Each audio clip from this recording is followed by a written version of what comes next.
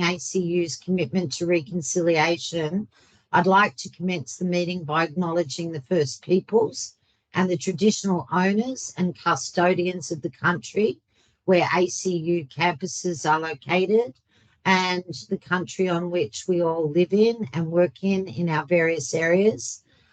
We respectfully acknowledge our elders, past, present, and our emerging elders, and we remember that they've passed on their wisdom to us in various ways, and let us hold this in trust as we work and serve our communities. Let me just briefly tell you a little bit about IPPE. IPPE is ranked second in Australia in educational psychology, and is about seventh in the world in that discipline as well. IPPE has some of the leading, most frequently cited researchers in education, in psychology, and in various developmental psychology and education disciplines. We're very good at large-scale quantitative research, qualitative research, and Indigenous research methodology. We actually employ both. And we're really on about not just helping people to just succeed, but to actually flourish and thrive and to be all that they can be. We're very keen on training PhD students to come, and we want to grow the next generation of leading researchers. And you'll find in IPPE, our staff give 200% to make sure that you have a very positive and engaging experience in our program. Joining IPPE is not like joining a faculty or school. It's much more like joining a family of academics. Anyway, that's a brief introduction from me. I'd like to hand over to the Dean of Graduate Studies, Professor Phil Parker, who can tell you more about how the PhD system works in ACU. Thanks, everyone. G'day, everyone. So I think the best thing for me to do is to welcome you, to thank you for coming, and to give you an indication of how to enter the PhD at ACU. A PhD is unlike any of the other degrees that you have probably applied for in the past. There are two sort of aspects to it. One is the eligibility, which I'll take you through at the moment, but the other one is the fit. A PhD is really a relationship between you and a supervisor for 3 years. And so it's really important not only that you're a good fit for the university, but the university is a good fit for you. And so we put a lot of emphasis on refining your project and working with a supervisor to really find your place here. So one of the things that I like to say is that a PhD is ultimately about research training. It's about helping you develop the skills that upon graduation will help you go out and change your community rather than changing your community as part of the PhD. And so it really is important for you to find a good fit with a good supervisor. So eligibility, how do you get in? There are a few different ways. The first is to have an honours degree in the area of study. And that has a minimal level of second class or a distinction average or higher. Or international equivalents, of course. A master's degree by research, so an MRes, an MA, an MPhil. If you've done one of those, that is also another entry pathway. A coursework master's can also be a pathway, provided it has sufficient research training. So what does sufficient research training mean? We want some subjects of advanced research methods training, and we also want a sizable thesis that has original research and is supervised and independently marked. There are two other pathways getting in. We have a new pathway for Aboriginal and Torres Strait Islander students who would like to conduct a PhD in Indigenous knowledges. Also for those who have conducted research as part of their job. So this might mean that you've done a journal article or that you've written a report as part of your job that has a structure of a journal article. This is common in government jobs, for example. How do you go about applying? We have the following approach. So there are several degrees at ACU that you could undertake: the Master of Philosophy, the PhD, and the Doctor of Ministry. That last one probably not relevant to folks here. The second part is to check your eligibility against the criteria I listed above. Have a look at the closing dates. So closing dates for this round are soon, October the 16th. This closing date is particularly important if you're interested in going for a government stipend. It's a living allowance. It's about $30,000 per year, tax-free. Complete the application, get all the materials required, and then submit. The detailed steps are on this link here, which we can make available afterwards. Also wanted to raise with you that we have a number of scholarships available. These essentially take two forms. One is a fee offset. So for domestic students and New Zealand students, the government will pay your fees for 3 years. For international students, upon application, we'll consider you for a fee waiver. The other sort of scholarships are a stipend or live-in allowance, and this is a tax-free payment on a fortnightly basis to help you find accommodation, pay for food, all of those sorts of things while you're doing your PhD. We have two of those. One is a general round, which the next one closes on the 16th of October. But if you go to our scholarship page, you'll see that there are also a number of specific scholarships that are being offered, and these get updated on a weekly basis. So that's me. Thank you. I'll pass back to Jesse. Hi, everyone. My name is Jesse, is the leader of our graduate research program.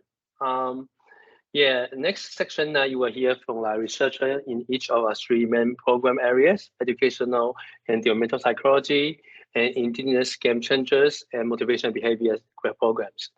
And then we will interview two of our PhD students. The responses will give you a bit of sense of what it's like to study with us. And next, I will share with a bit about the application process before we turn to the questions from you. So that will take us up to 1 hour. So I hope you will enjoy these short insights into the research programs here at IPPE. So as you listen, please feel free to type questions into the Q&A sections as they come to you. So there's no need to wait until the end to start submitting your questions. So I'd like to begin to introducing Teresa, who is the leader of our educational developmental psychology. Take away, Teresa. Okay, thank you very much, Jesse, and welcome to everybody attending this open day. 1 second, I need to share my screen.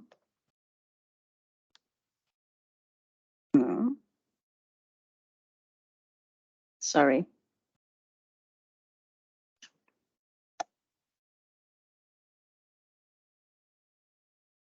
Go. So we are the educational psychology program, and unsurprisingly, what we do is we do educational and psychological research. However, we also have a big developmental component. So our slogan, so to speak, is tackling the significant issues of optimal educational and psychological development. And this is our group, and there's this ombre fade of red to purple, which represents the interconnection of educational on the red side and purple on the left side research. However, the people in this research are not firmly in one area or in either areas, but most of the research we do is connected or is an interwoven concept of education and psychology. What we are about is a story told in icons. So we are about optimal development, as I said, so the development of the mind mostly. These little icons here represent that we, as has been already said, we use state-of-the-art methods and statistical approaches for our research questions. And most of our research questions focus on school as an environment. However, that's not always the case. We also have research that focuses more on adolescents or youth in general. So for example, we do have research on bullying in schools, but we also have research that looks at aggression in adolescence without the school context or without explicitly taking the school context into account. Then we look at systems. So we look at the surrounding. We don't just focus on students or individuals. We look at, we try to take the whole context of an individual into account. We look at the families, at the development, as I said, and there's a fun little unicorn down here because we are also super fun to work with and to do your PhD in, which is very important. As Phil has stressed, this is a 3-year usually commitment. So it's better to have fun in what you do. And this is a word cloud of some buzzwords that appear in our research. So as you can see, development is very prominently placed in the middle, but there's also words like students, adolescents, education. We have lots of research on self-concept down here. So those are self-beliefs, believing in how good are you in math, for example. We have the word school. We have principals, teachers. We look at principal and teacher well-being, school well-being. We have words in here like mindfulness. There's a research area within our group that looks at mindfulness and more clinical interventions into well-being, not so much focused on education in schools. We have performance. We look at academic achievement. We have ethical reasoning, which is a newer area within our program. I already mentioned bullying. We look at motivation and values and lots more. And now I will present some selected projects briefly. So one of the projects, but there's basically everybody is looking for PhD students, but some of the more focused projects are, for example, a systemic model of school well-being. So here we want to look at how we can improve school and the whole school environment for students, teachers, principals, possibly even parents, and their well-being. And scope for a PhD is wide. Then we have in the middle, we have personalized interventions. So looking at not every intervention works for everybody in the same way, but how can we personalize our interventions to make them work better? And this one is not so much linked to schools and education, as you can see. And then we have promoting students' engagement and motivation. And this is the focus on motivation I mentioned earlier. So we're looking at interventions and how we can actively foster students' motivation and engagement. So as you can see, there's a mix of intervention research. So we like to do that, but we also like to work with secondary data and large data sets that already exist. And we also, a third method that we oftentimes apply is meta-analyses. And these are other projects that we're currently working on. This is just a long list, and I'm not going to go through these, just to give you a glance, and I'm sure we're going to share slides at the end, or I'm happy to at least for you to have another look. And that's it from my side. I have a question slide, but as Jesse said, just pop your questions into the chat. And also, you see my email address down here. If you prefer to maybe have a quick chat, just one-on-one with myself, feel free to send me an email, or if you have any further questions, I'm happy to answer or have a chat at business hours, not anytime, but business hours. Yeah, that's me. Thank you so much, and I'll pass on. Thank you, Teresa. So now turning to, let's see, X Yon, the leader of our Indigenous Game Changers programs. I'd like to invite you, X, to speak about opportunities in the Indigenous Game Changers program. Take over, X.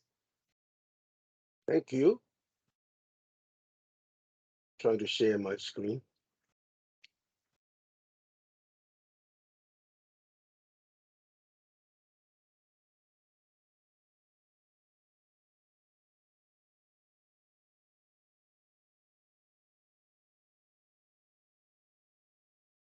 Sorry, it doesn't work.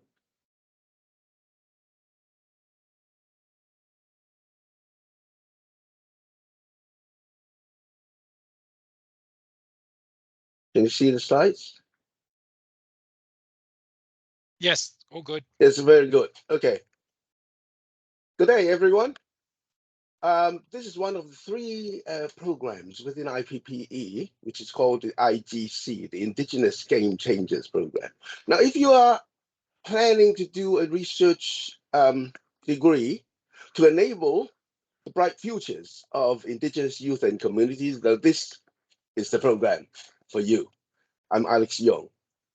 The Indigenous Game Changers has the purpose of enabling Indigenous children, youth, and communities to not just succeed, but thrive.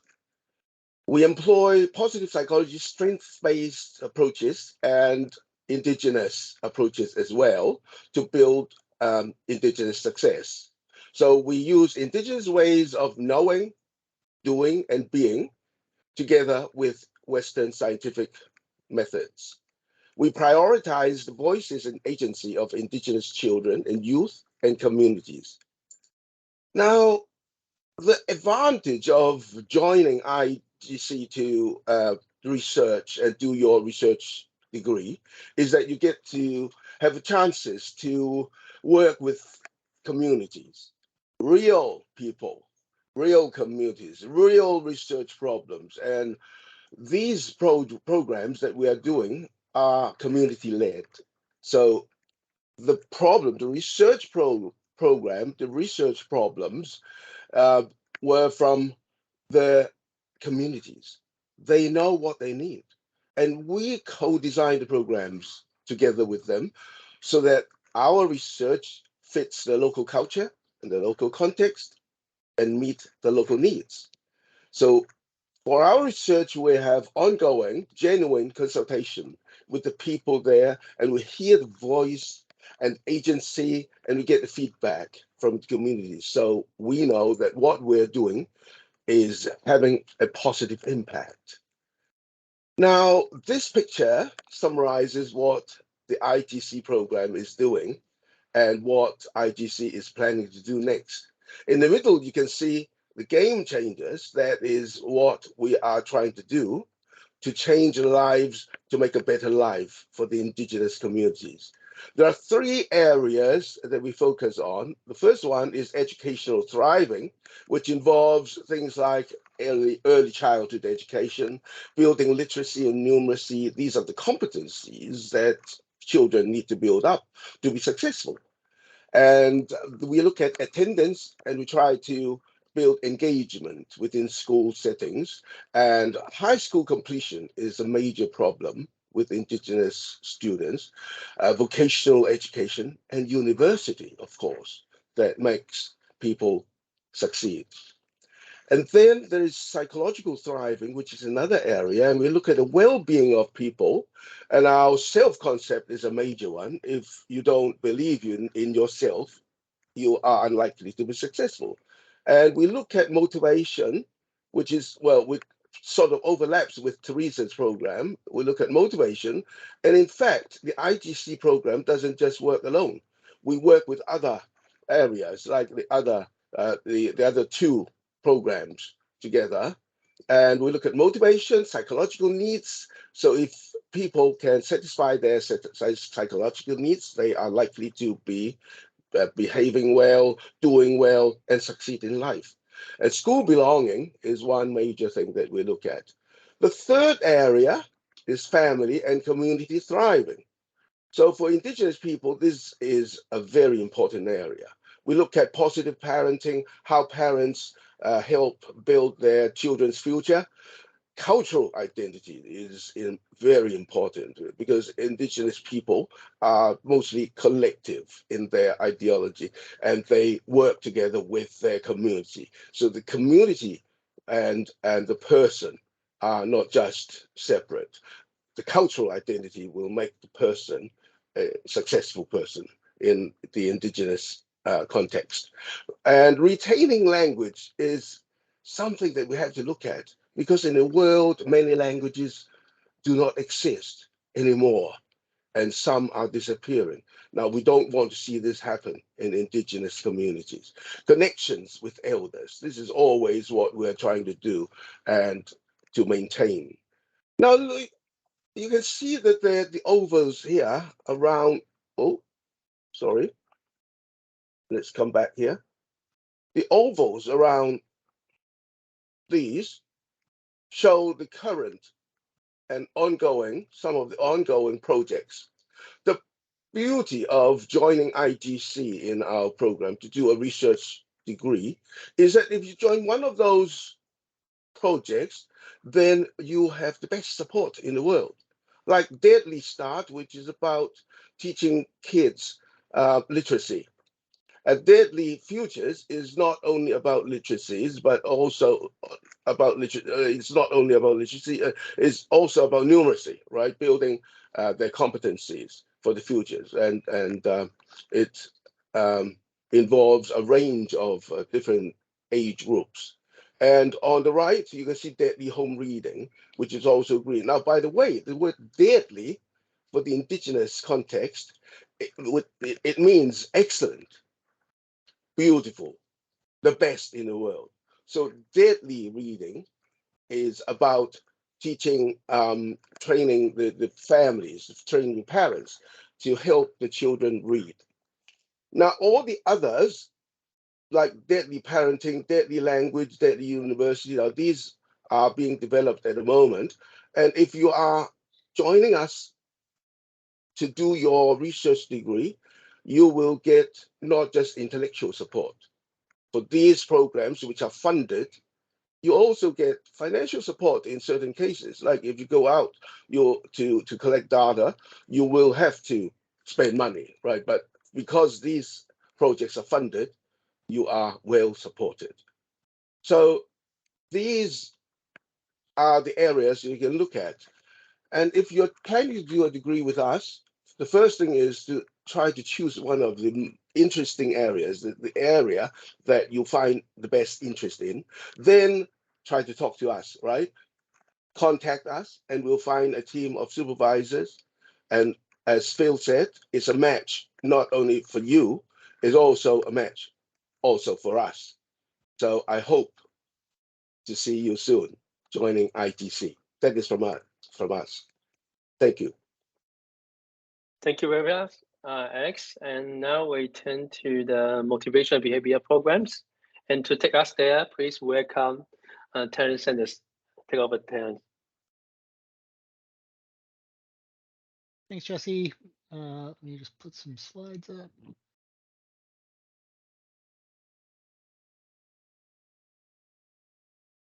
Okay, so thanks for coming along today. I'm going to tell you about the Motivation and Behavior Program, which is the third of the research programs at IPPE.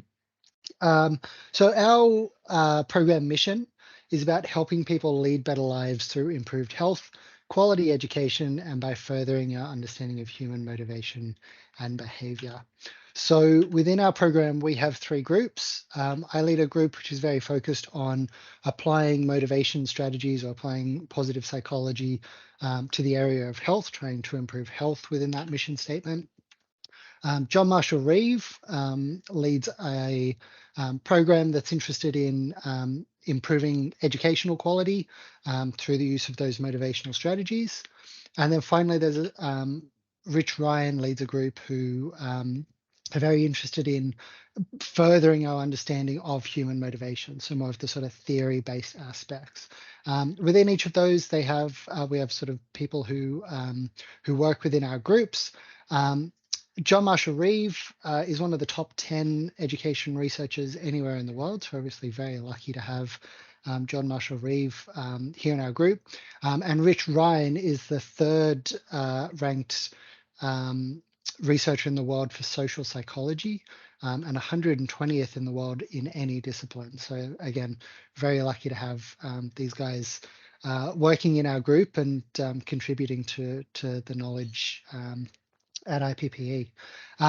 Kind of like Teresa mentioned for her group, I don't want to give you the idea that, just because we have these sort of separate things that we focus on, that we don't sort of work together. We aren't all sort of mixing together.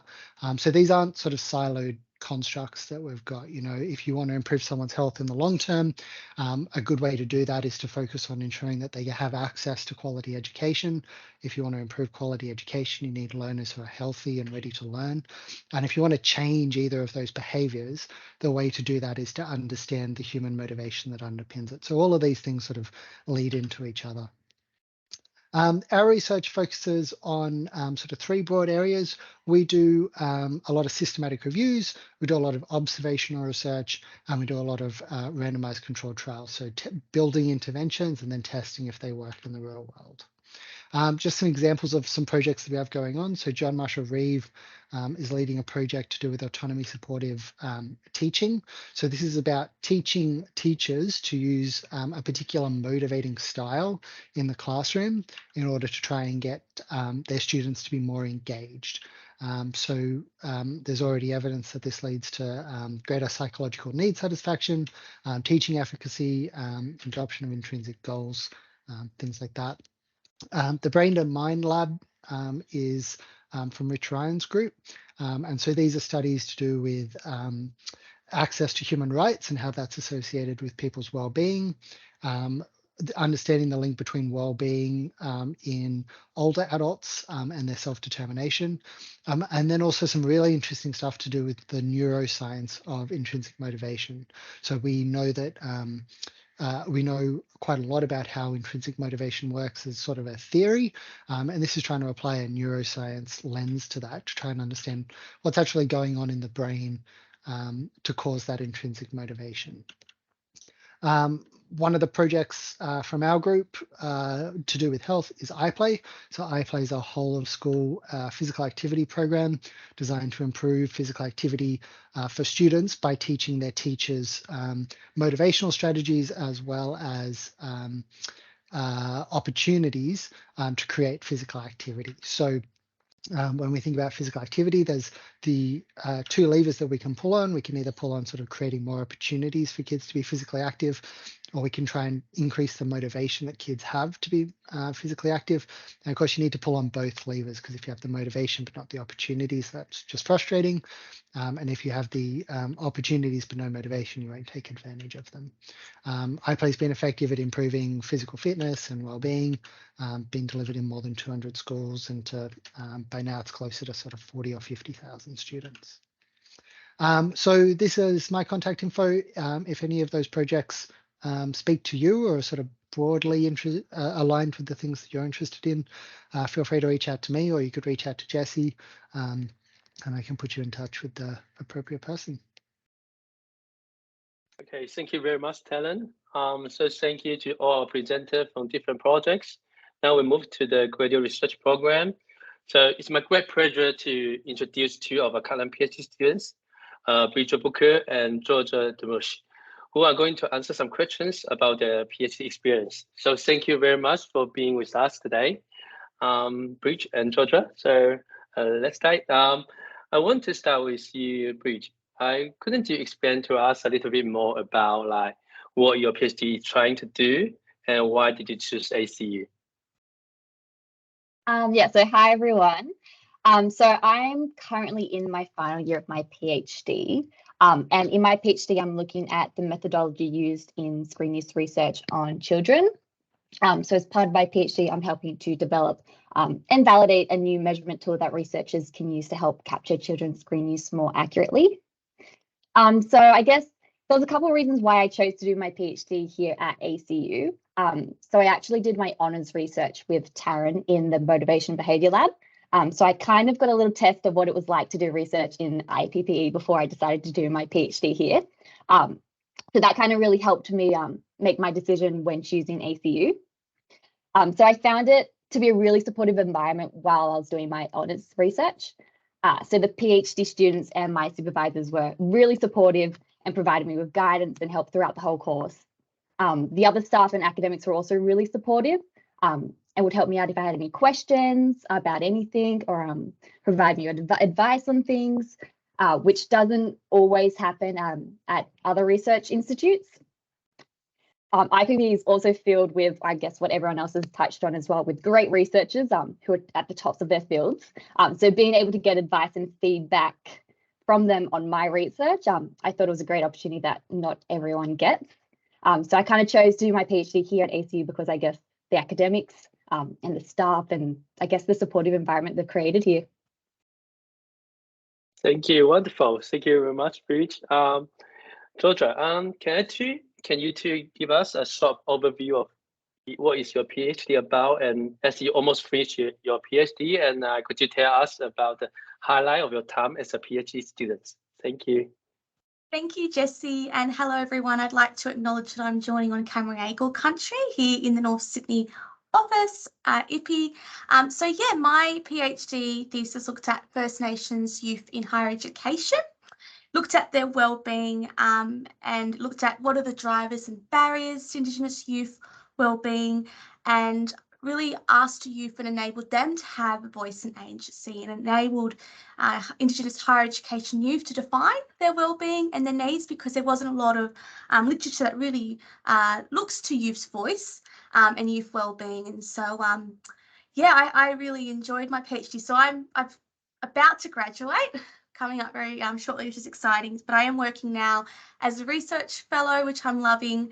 But I guess one of my highlights really is just the culture, the academics, the professional staff as well. It's very much like a family. You know, if you had any questions or concerns, you know, everyone was very accessible and approachable, I should say. And yeah, I absolutely loved it. I think just the highlight for me was knowing that I was conducting research that was important to me, my intrinsic motivation and my values, and being able to make a difference and conduct research with impact, but also, like Bridge was saying, you know, learn from leading, you know, scholars in their field and learn, yeah, from them. Thank you. Bridget, can I just get back to you? As you are sort of like in the third year of your PhD, and could you tell us a bit about what kind of opportunities has opened up for you by doing your PhD, and what are your plans after completing your PhD? Yeah, so I guess since starting my PhD, I guess my eyes of what a PhD is kind of, well, my view of what a PhD is kind of changed. So when I first started doing my PhD, I kind of thought your opportunities were limited to academia and working in universities. But since doing my PhD, I guess a whole lot of other opportunities have opened up. And for me personally, I haven't quite decided on what my plans are after completing my PhD. So throughout doing a PhD, you learn a whole lot of skills that can be transferred into other careers. So I haven't decided if I want to stay in academia or if I want to shift more to research in public health, such as epidemiology, or use my skills to implement and evaluate health interventions. So my PhD has opened a lot more opportunities, which is also a great thing, but it's also, I guess, a bad thing for someone who's a bit indecisive like me.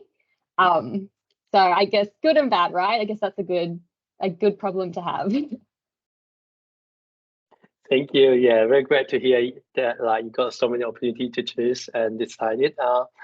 Next question for Georgia. How did you find the process of being a PhD student at IPPE? Thanks, Jesse. Yeah, I mean, overall, it was a very positive experience. I guess just having the support from supervisors and the other students, which made a difference. And, you know, obviously for 1.5 years was, you know, during lockdown. And I think because I had a great relationship with my supervisors, and I guess because I selected a PhD, well, the PhD topic would align with my passion and my interest, I think that's what motivated me to get going. Yeah, that's but important. Yeah, it's important, absolutely, because, you know, lockdown wasn't easy for everyone. So I think I'm probably going on to the next question, but definitely choose a topic that you're passionate about, that speaks to you and your values. But yeah, having the support from all of my supervisors and the students, and yeah, it really made a difference. So overall, was a positive experience. Wonderful, thank you. Just one final question. Do either of you have advice you would give us a potential PhD students considering coming to IPPE? Who gonna go first? Okay, Bridge, go ahead. I'll go first. So my advice would be to get in contact with people and just ask a bunch of questions. So before I did my PhD, I talked to a lot of PhD students who were doing it at the time, and my potential supervisors, who was also kind of my supervisor for my honours, but that, yeah. So just to make sure that it was the right fit for me to ask all those questions. And I had an idea of what I was also getting myself into and about the process of applying for a PhD and a scholarship, because there's a lot of other things that you don't realise until you start asking people questions. PhD students are always happy to talk about their experiences as well, and the process of it all, because it can be a little bit of a daunting experience. So don't hesitate to reach out to any PhD students. And also make sure you talk to your potential supervisors to make sure that, I mean, I guess everyone's touched on it so far in this open day today, is to make sure that you're a right fit for them and they're a right fit for you, and that your interest in the research areas align. So yeah, I think that would be my advice, is just to start talking to people. Thank you. Over to you, George. Thank you. Yeah, I agree with Bridget. I mean, make sure that the topic that you choose is something that you're passionate about, because, you know, PhDs, if it's full-time or part-time, it's a long research study, so you need to like it. But also to don't be afraid to ask questions, even through your PhD.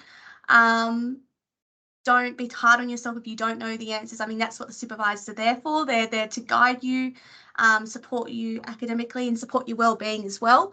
And it's good, and also it's important to also choose supervisors that align with your research passion interests, but people that you actually like and get on well with. You need to make sure that you get on with their personality as well. And yeah, you've got, you know, you choose a topic that you're passionate as well. So that would be my advice.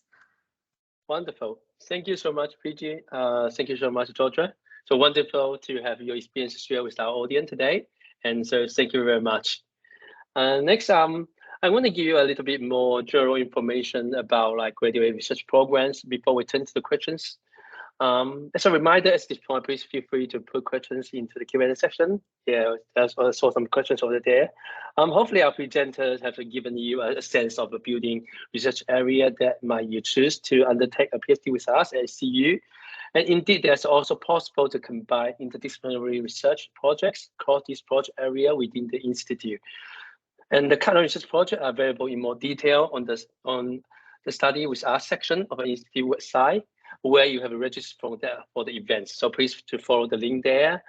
I just want to say that like one of the strengths of our institute is really about the multiple connections between the different areas, the opportunities students that can learn from the scholars from different sort of like disciplinary backgrounds and specialist areas.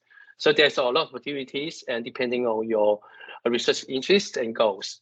And our research degree is focused on research dissertation thesis, but we do have opportunities for additional learning alongside the dissertation, including writing groups, seminars, working progress sections, opportunity to present your research to other students, and the internship with industry partners, and so forth. So regarding our research proposal, we're looking for like big idea and looking for like evidence of like reminding work, and we're also looking for like some creativities and the idea that you can place your research questions into the content we need a field, and so why it might be important to investigate it further. So we do encourage students to discuss and send a draft for your research proposal for potential supervisors before the application is submitted, so that give you a chance to refine your projects and make your application as competitive as possible. So I say that like it shouldn't be a final version of what you end up doing, but of course good research will always develop as the project goes on. So you should think of a research project to start as stimulus for further thinkings. So there's a lot of information about the Master of Philosophy PhD is available on the Study with Us website. For example, including eligibility criteria for admission to these degrees that like you already mentioned, and also a section that will take you to the higher degree by research regulations, which is a good source for further information. And importantly, the website also includes the links for application process, which you will undertake online. Next round application closed on the 16th of October this year. So I would encourage anyone interested to to get in touch with the potential supervisors to discuss your research proposal prior to submitting your application. And for those who haven't yet done so, it's still an opportunity, possible to contact and make an individual appointment with our researchers from our proposal area for your proposal area research on the virtual open day registration page. So please do get in touch to discuss individual circumstances. So in summary, our programs are designed to support the particular students. You, as you engage in your own research projects, we work with you to design the projects and then additional learning initiative that will support you through the projects and be on into your future career. So we're looking forward to being surprised by the things that you come up with along the way. So we're over to you for your questions. Please do keep putting questions in the Q&A sections. Ricky Chen is our HDR coordinator at ACU, at IPPE, and he is going to moderate questions. Over to you, Ricky. Thanks, Jesse. So there's been a few questions in the chat, and thank you very much to them. And I know Professor Parker's been frantically typing his answers into and responses. I just wanted to check with Professor Parker. Did you want anything else to say in response to the questions that you've been responding to in the chat? Look, not really, other than if you would like to contact me and ask any additional questions post the meeting, I'm happy to take your questions. Otherwise, happy to take your questions as they come in now. Thank you. Is there any other questions from any of the other participants? Please feel free to just tap them into the meeting chat.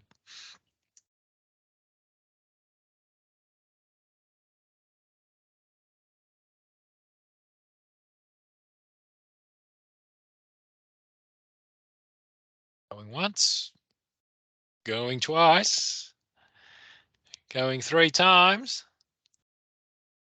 Oh, any final bids? Any final bids? I should have been an auctioneer. Any final? No? No, I have asked most of the questions in the chat. Yes, Alice, go for it. It's really just around, this is my first exploration into this area, and I'm just starting on my journey. So I have normal master's degrees, but nothing in research. And I know people I've sort of spoken to have done subjects in that sort of research area before they've launched into this. And I'm going to be completely honest, study's not my motivation. My motivation is I want the information I can get at the end of the study.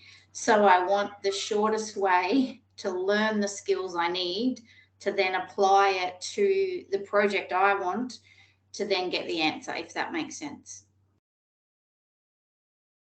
Yeah, probably worth me jumping in here, Ricky. I don't know what your master's degree, did your master's degree have a thesis, Alice? Or... No.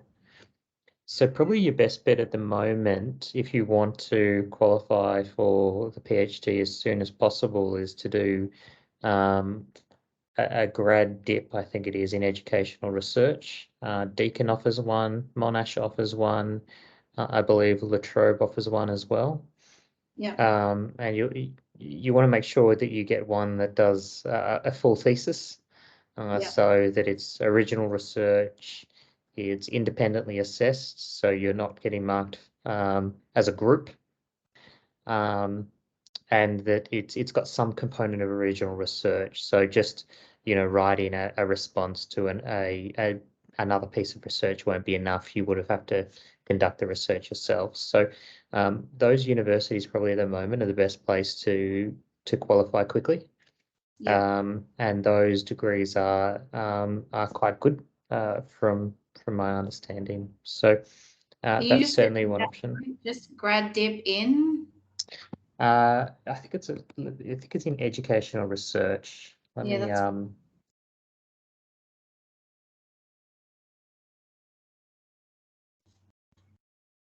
sorry, I think it might be graduate certificate in educational research.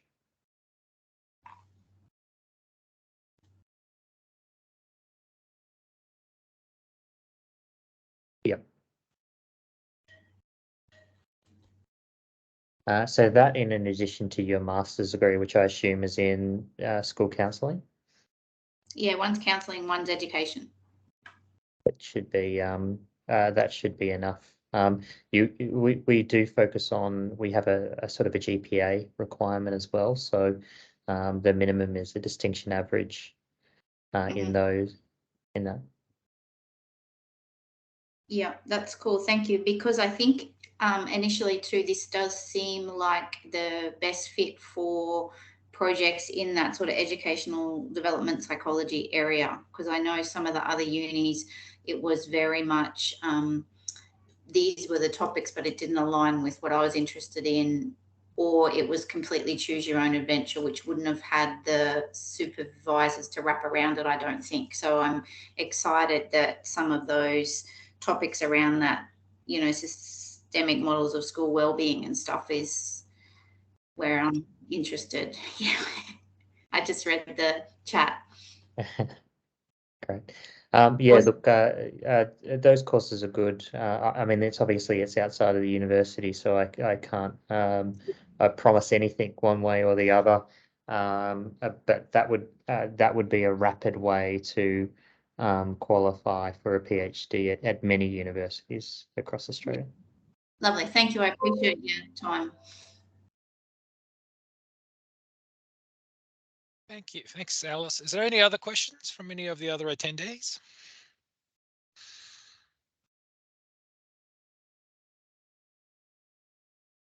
I don't think there's any more. So Jesse, did you want to close up? Yeah, sure. Thank you very much. And thanks to all our presenters today, particularly for Bridget and Georgia, who also generously share their experiences. And many thanks especially to all of you for joining us today. So we hope this section is giving you a good sense of what we do here in Institute of Positive Psychology Education, and a little bit of the taster of what experience undertaking graduate research study with us might be like. So if you'd like to know more and have additional questions, of course, you can still able to contact us and make an individual appointment. So thank you very much and looking forward to hearing from you. I hope welcoming you as a student in the IPPE. Thank you. Bye. Thanks, Jesse. Thanks, everyone. Thanks, everyone. Thank you.